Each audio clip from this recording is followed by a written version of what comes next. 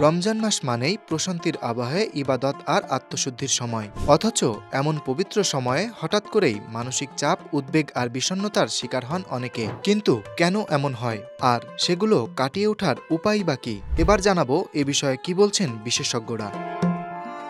রমজানে বিষণ্ণতার একটি বড় কারণ হলো একাকিত্ব।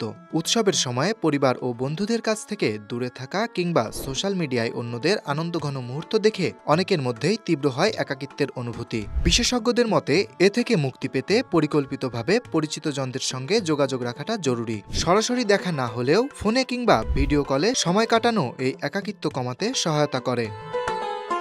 অতীতের সময়গুলোও অনেক সময় এক ধরনের হীনমন্যতা বা দুঃখবোধের জন্ম দেয়। অতীতে হারিয়ে ফেলা প্রিয় মানুষদের কথা ভেবে পবিত্র রমজান মাসে বিষণ্ণ হয়ে পড়েন অনেকেই। তাদের সঙ্গে কাটানো পুরনো আনন্দঘন মুহূর্তগুলো মনে পড়লে হতাশা আরও বাড়তে পারে। এ বিষয়ে মনোবিজ্ঞানীরা বলেন, এ ধরনের অনুভূতি সামাল দিতে বর্তমান মুহূর্তের প্রতি অধিক মনোযোগী হওয়া দরকার। প্রতিদিন জীবনের ছোট ছোট অর্জন ও মুহূর্তগুলোকে উপলব্ধি করাই বিষণ্ণতা কাটানোর কার্যকর উপায় হতে পারে। রমজানে অনেকেই নিজেদের থেকে অতিরিক্ত প্রত্যাশা করেন। দীর্ঘক্ষণ ইবাদত, প্রচুর দান সদকা বা নানাবিধ কাজের পরিকল্পনা করেন, যেগুলো বাস্তবে সম্ভব না হলে হতাশা গ্রাস করতে পারে। এই অবস্থায় মানসিক ভারসাম্য ধরে রাখতে নিজ সামর্থ্য অনুযায়ী ইনভার্স টু ডু লিস্ট তৈরি করতে পারেন, যেখানে এমন কাজগুলোকে অগ্রাধিকার দেওয়া হবে যা করা সম্ভব। রমজানে বাজারে খাদ্যপণ্যের দাম বৃদ্ধি পায়, যা অনেকের জন্য বাড়তি মানসিক চাপের কারণ। বিশেষজ্ঞদের মতে এ সমস্যা এড়াতে শুরুতেই মাসব্যাপী বাজেট নির্ধারণ করা এবং আগে থেকে কিছু প্রয়োজনীয় পণ্য কিনে রাখা বুদ্ধিমানের কাজ হতে পারে। তাছাড়া ক্ষুধার তীব্রতা চলাকালীন অতিরিক্ত কেনাকাটা এড়াতে পরিকল্পিত বাজার করার পরামর্শ দেন তারা।